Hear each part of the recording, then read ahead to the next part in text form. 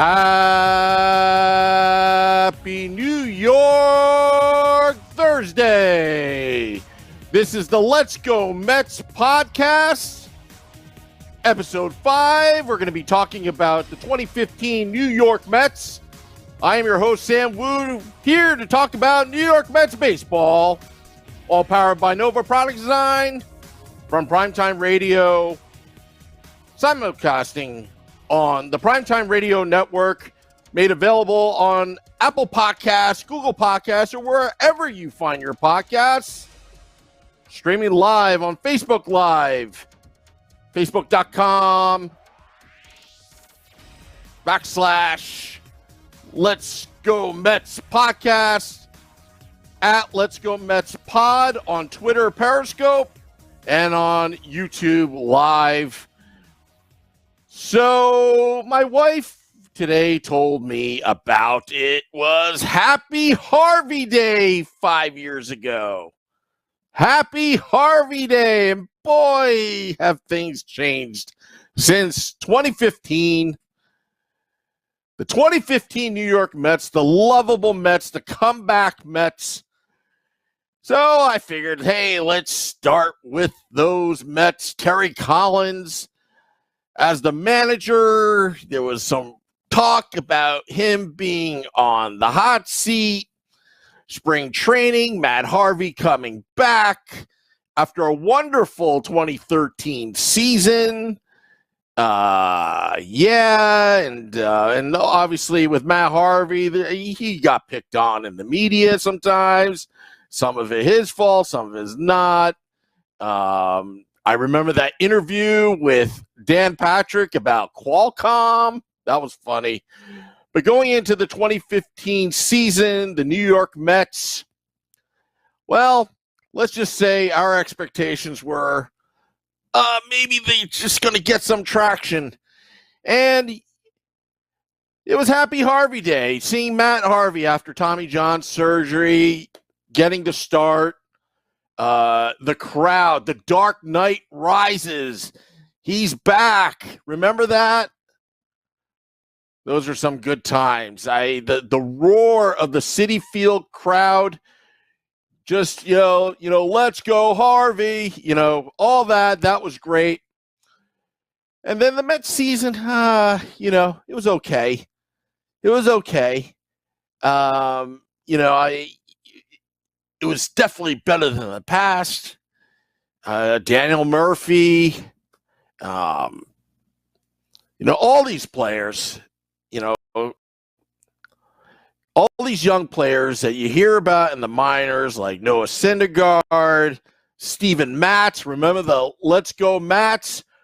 Remember him just doing it all in his debut at Citi Field? That was great. But fast forward to our good friend and forever Met, I don't care where he is, Wilmer Flores. That was the turning point. The turning point in 2015 that we're going to be talking about for years to come, because that moment when he heard rumors that he was about to be traded, Wilmer Flores, as a 16-year-old, had always been a New York Met to that point, finally getting his chance in the majors. Now, by the way, remember Wilmer Flores at shortstop? Remember that, Mets fans? Remember the controversy about that, on Sports Talk Radio? But Wilmer? Why are you putting in Wilmer at shortstop? Let me tell you something. The guy put it all on the line, and he did what he was told to do and took it for the team. He is a true New York Met. He played with heart. He was a pretty good ball player. Young ball player in that situation. They put him at shortstop. And now he's about to be traded for Carlos Gomez.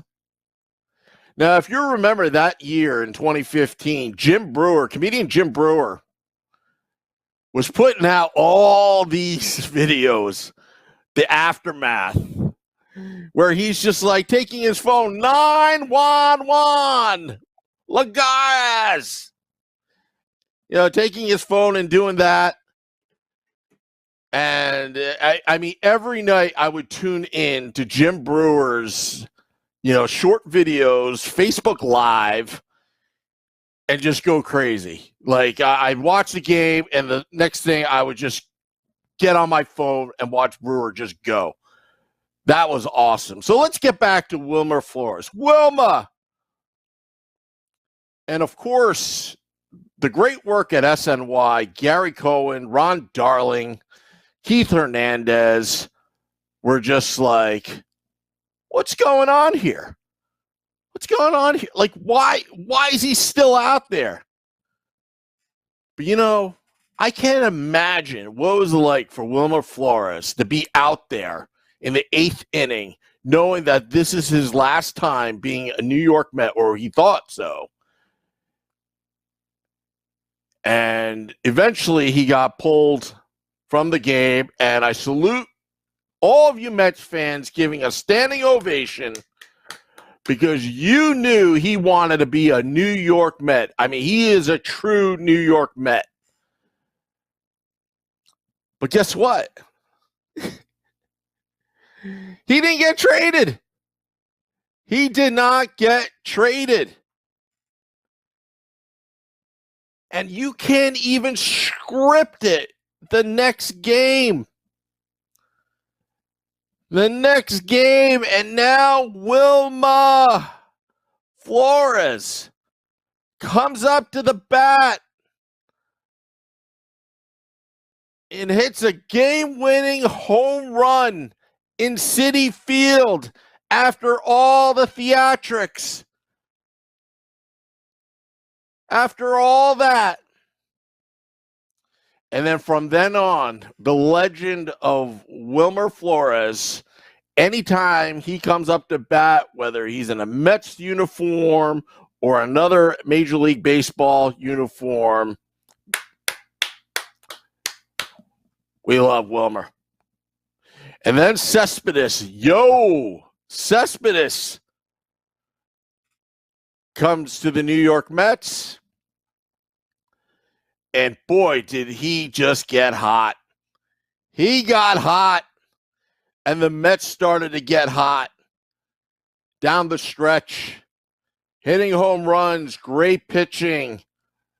And as what Jim Breuer would say, La Familia! Remember those days when he could close out games? Still gave you a heart attack at times. I mean, that was the best. And you started to believe, you started to believe in these New York Mets, the 2015 New York Mets. And that pitching rotation. And remember the controversy with Harvey? It's like, I can't pitch every 6 days. I'm not. There are times where I just, Matt, just shut up. Just shut up. Just pitch. Right? But he was a bulldog. He always wanted the ball. Sometimes you just don't want to hold back the beast. But you know what? It's a team game. DeGrom was pitching well.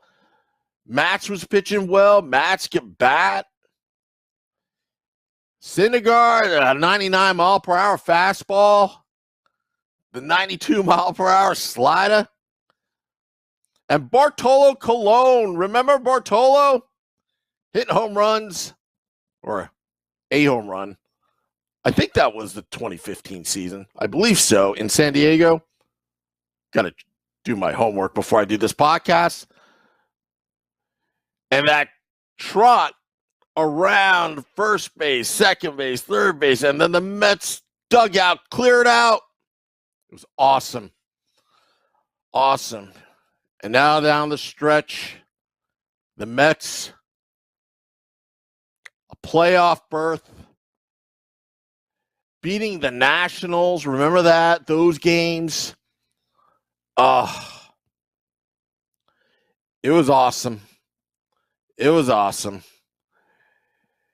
And don't forget Michael Conforto, and they're just bringing up all these young kids. Amazing. The amazing Mets. And you got that feeling that we got a shot. And here we are playing the Los Angeles Dodgers. I went to one game, and it was just awesome. They gave out towels, and the Mets announcer, I forgot who the Mets announcer, I forgot his name. And they're playing Van Halen right now, and they're playing, you hear the piano, and then he's announcing the 2015 National League East champions. I think that's what he said. Your New York Mets. And the crowd's waving their towels. Yeah! Yeah! Electric atmosphere. Absolutely electric. So it was awesome. Awesome, awesome, awesome. And don't you forget, I still, to this day, hate Chase Utley. That I'm telling you, Ruben Tejada, I felt so bad for him. But man, to this day, I am still pissed off about it. Let me ask you, Facebook Live, Twitter Periscope, YouTube Live, are you still pissed off about that incident? Like right now, Utley's retired. I believe he's with the Los Angeles Dodgers organization, if I'm not mistaken. He's always been a Met killer. But like even to this day, I just hope one of our pitchers, when he's in the stand, just throws a wild pitch and hits him. Of course, you don't want to seriously injure the guy. I'm figuratively speaking, but not really. Anyway. I'm still pissed off about it. Let me know if you're still pissed off about that incident, because I'll never let that go. You just injured our shortstop. But nevertheless, the Mets, the 2015 New York Mets, they figured a way. And by the way, a couple years later, it comes out that leaked video of Terry Collins mic'd up with the umpire. How awesome was that? When Noah Syndergaard, I don't know what he threw. It's like, what's up with these Mets pitchers? Sean Estes against Roger Clemens, Noah Syndergaard. Like, can you not hit a batter? Can you not? You got to hit the guy. You got to send a message. I mean, come on. It's like, how do you guys miss? I don't even know how you hit the strike zone, but you miss when you're trying to hit the batter. That's the one gripe I have about the New York Mets and their history is like anytime you want to bean somebody, they can't even do it. Even when it's like, it's not even it's like it allowed, but like it's understandable and you want to hit the guy, you don't even do it. But anyway, that's another story for another day. So the Mets get by the Dodgers. Then they're playing the Cubbies. At that time, they hadn't won it since, 1909, 1908. I don't know. It was a long time ago, and Daniel Murphy was on fire. It's like, yeah, you could throw anything at him. Heck, you could throw him a 58-foot, sinker, and he still hit a home run. He was just on fire, Daniel Murphy. And my goodness, I just wish we never let him go. Never let him go. I mean, David Wright, we didn't know at the time, but we sort of did that, injuries were catching up to him. And then, that pre-existing condition, that spinal, I forgot what it's called. But, yeah, Daniel Murphy was on fire. I mean, the Mets owned the Cubbies. And obviously, I don't want to even talk about that ninth inning against the Kansas City Royals. It'll be the biggest debate for years. Had Matt Harvey not gone out of that ninth inning. Could Familia have saved it? I mean, we'll never know. But when he came out of that ninth inning, he was sprinting out there. I think he gassed himself just by sprinting out there. I don't know if anybody noticed that. But I was one of those, Mets fans like, come on, Terry, keep him out there. You can't let him out now. And then after he, walk is up ahead and suddenly the game's tied, it's like, oh, Harvey, you should have never gone out there. But anyway. But I love the 2015 New York Mets. I'm hoping that with today's Mets, Pete Alonso, Jeff McNeil,